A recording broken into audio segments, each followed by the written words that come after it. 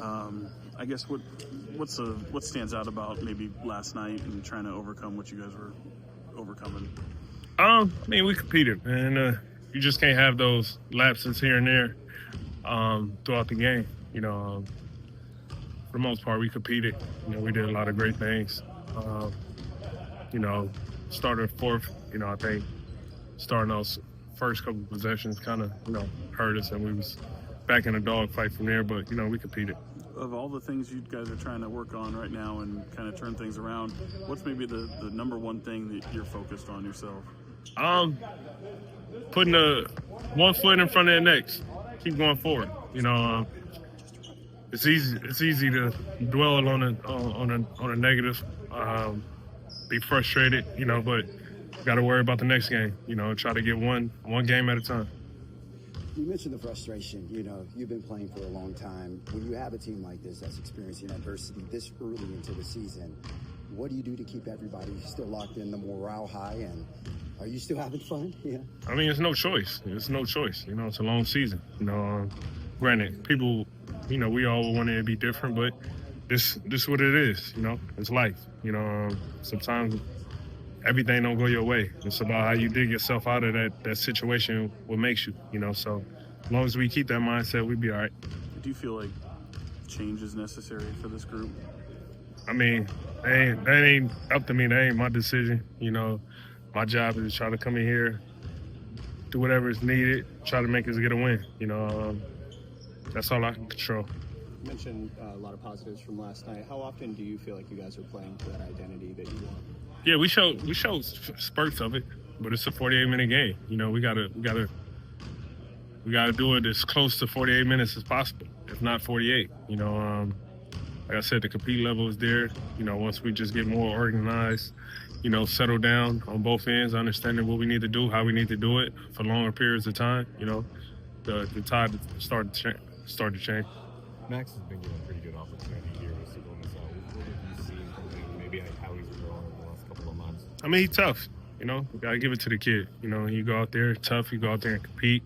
Through his mistakes and everything, you go out there and compete. And that's all you want to see out of your young guys. Going out there when they get the opportunity, go out there and compete. You can't expect them to know everything, to understand the tricks going up against veterans like like JJ last night. Understanding his tendencies, what he's good at.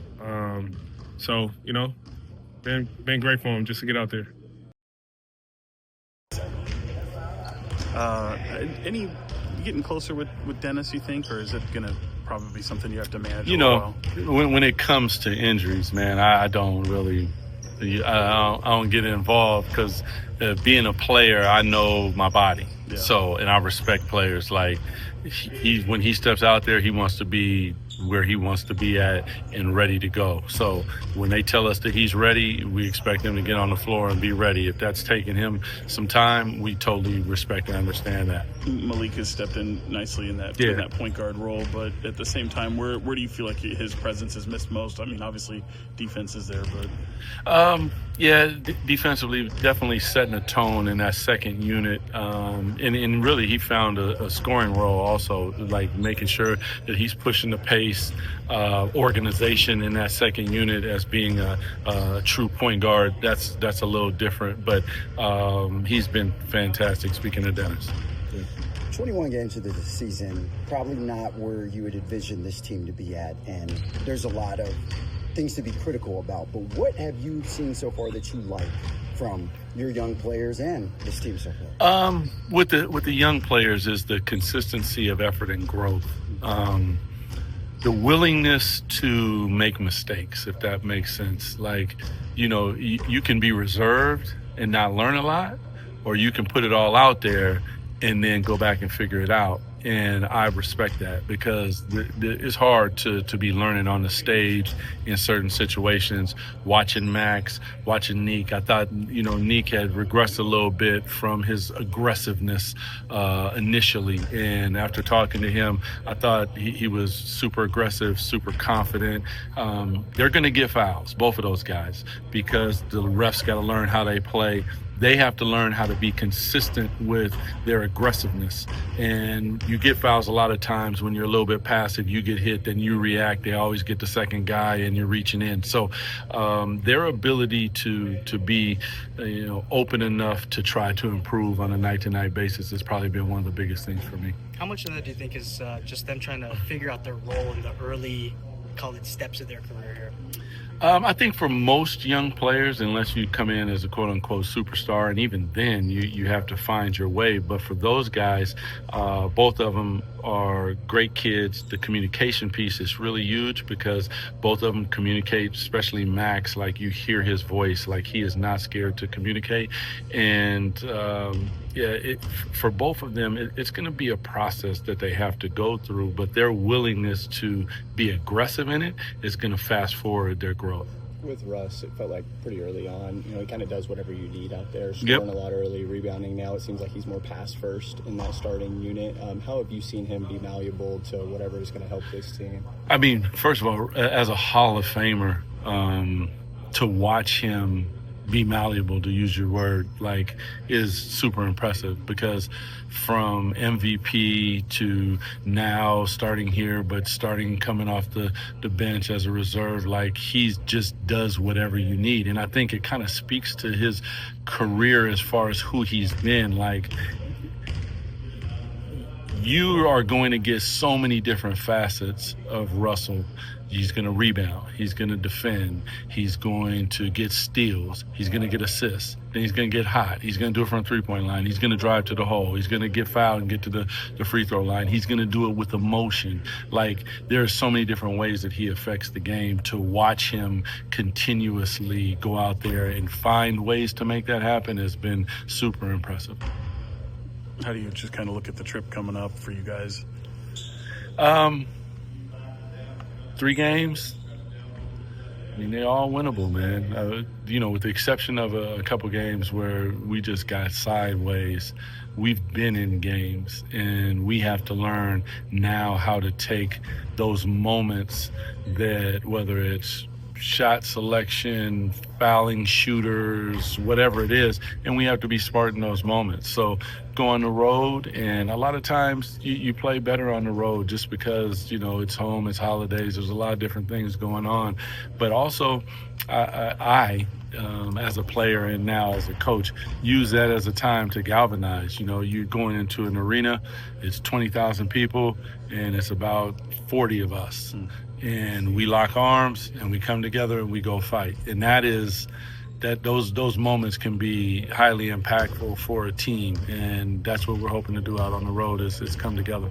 I asked you a handful of games ago about pick and roll defense, and you highlighted impacting the basketball. Yeah. Last night you guys drew a lot of moving screens. Is that what you're looking for in those moments? And how much of the game did you feel like you were executing what you wanted there? Well, it's, first of all, the most important thing is the basketball. And I think sometimes we get caught up in coverages and all this stuff. Stop the ball, because if I'm not mistaken, the ball goes in the basket and that's how you score. So if you stop the ball, then the ball doesn't score. So that is first and foremost. And if that's being up to the level, stabbing at the ball, guards getting into the ball, not allow them to get into the space that they want to. I mean, defense is about being, sandpapery. It's about, rubbing people the wrong way. It's about not letting people do what they want to do. And a lot of times you have to be up into the ball, which makes people uncomfortable. Bigs got to be pushing people, not letting them get to their spots. One thing I know about scores and pick and rolls and all that stuff in this league is when people get to where they want, they get what they want. And we don't want them to get to where they want. I know you guys are a little over 20 games in now. How difficult has this stretch been, and unbelievable that it started off this way? Difficult, but like I mentioned before, not something that cannot be overcome.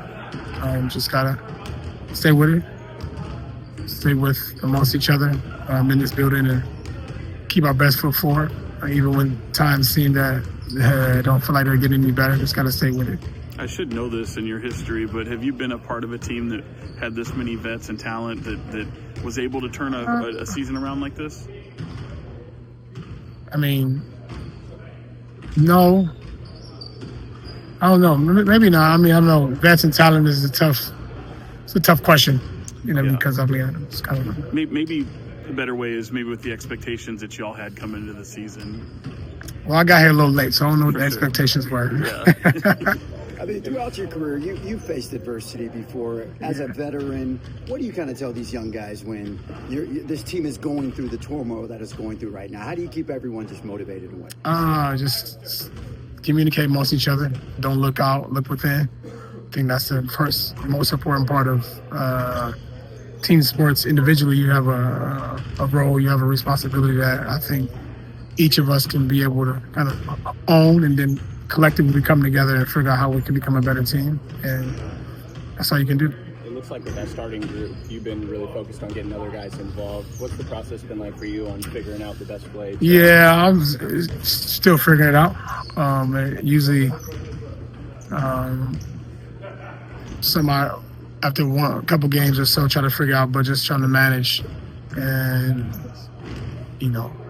find ways to get guys easy looks, find ways to be able to keep them involved, keep their confidence high, simultaneously doing the same, for guys off the bench as well. Is that about learning the other guys and their tendencies? Yeah. Sets, plays. Keegan just been back for like 3 or 4 games, so learning him and adding him, and Domas is now out, so it's been a little bit different, so you just got to manage it, but nothing I'm not used to. For a lot of these guys, there's a lot of things you're trying to figure out and improve upon, but when frustrations kind of mount, does that make another hurdle or a landmine you have to kind of navigate as well?